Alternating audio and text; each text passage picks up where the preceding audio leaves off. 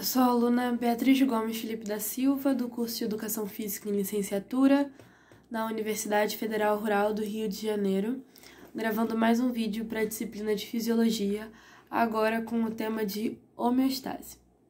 A homeostase indica a propriedade do organismo de permanecer em equilíbrio, mesmo quando ocorrem mudanças radicais no meio externo.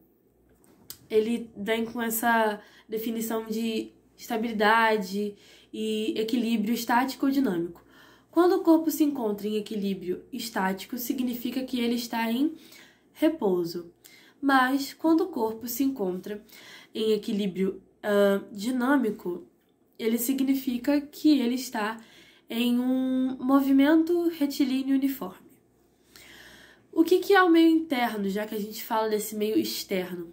A expressão meio interno vem do fato de que um ser tende a manter o seu funcionamento normal, mesmo quando o meio externo sofre grande mudança.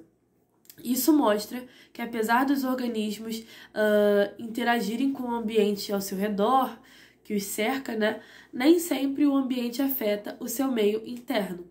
O organismo ele pode ser visto, então, como independente do meio.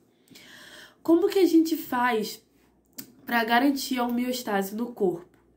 A homeostase ela é garantida através de processos fisiológicos que ocorrem de maneira coordenada no corpo. Entre os principais mecanismos de controle homeostático, nós podemos citar aqueles que controlam a temperatura corporal, o pH, o volume dos líquidos corporais, a pressão arterial, os batimentos cardíacos, entre outros. Para garantir que a homeostase seja conseguida, vários processos fisiológicos devem ocorrer de maneira organizada. O funcionamento dos sistemas cardiovascular, respiratório, entre outros, garante que os nutrientes cheguem às células e que essas substâncias excessivas e tóxicas sejam retiradas do nosso corpo, fazendo com que o organismo permaneça em harmonia. Essa harmonia garante que o meio interno seja constante e que as células funcionem de maneira adequada. O mecanismo de controle, esse mecanismo de controle homeostático, ele geralmente ocorre por meio de um feedback negativo. Quando isso acontece, o corpo ele tende a reverter a direção da mudança que está ocorrendo no corpo. Vou explicar.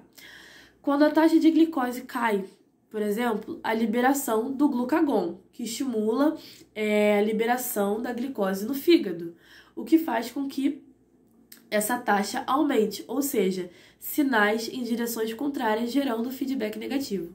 A gente pode concluir que os tecidos, órgãos e sistemas do organismo estão constantemente trabalhando para garantir um estado de equilíbrio, de estabilidade.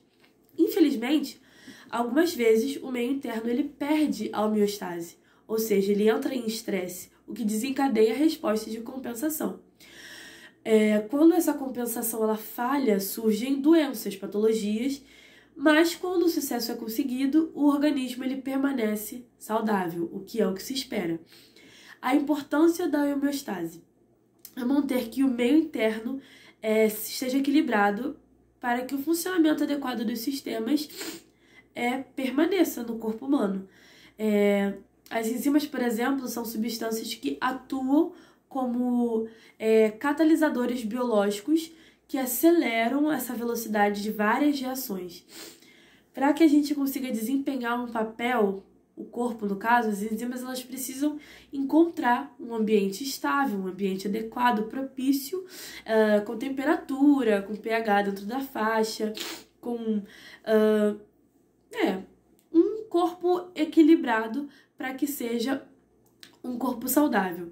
Então, para finalizar e a gente conseguir recapitular tudo, a homeostase é basicamente a estabilidade, manter a estabilidade do corpo, manter o corpo um lugar saudável, um lugar propício para que tudo que precisa aconteça num lugar saudável, propício, estável e preparado para isso.